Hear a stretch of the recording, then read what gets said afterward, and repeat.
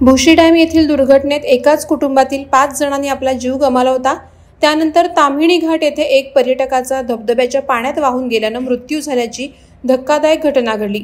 स्वप्नील धावडे हे gym trainer आपल्या जिममधील मुलांना घेऊन ट्रेकिंगसाठी ताम्हिणी घाटात आले होते। ताम्हिणी घाटामध्ये असणाऱ्या धोकादायक प्लस व्हॅली परिसरामध्ये ते 32 जणांचा ग्रुप घेऊन ट्रेकिंगसाठी गेले होते। तिथे ते पाण्याच्या प्रवाहात वाहून गेले।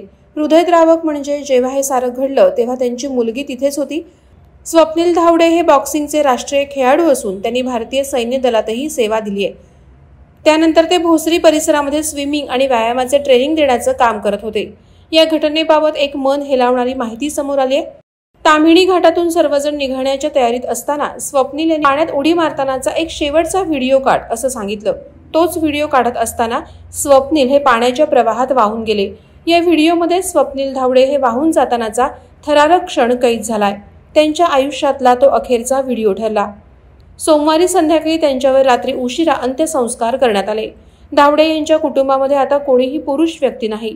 स्वप्नील धावडे यांच्या पश्चात कुटुंबात आई, पत्नी आणि मुलगी या तिघीच राहिल्यात। स्वप्नील धावडे यांच्या जाण्याने धावडे कुटुंब पूर्णतः कोलमडले आहे। वादळवारा लाईव्हसाठी न्यूज ब्युरो, माणगाव।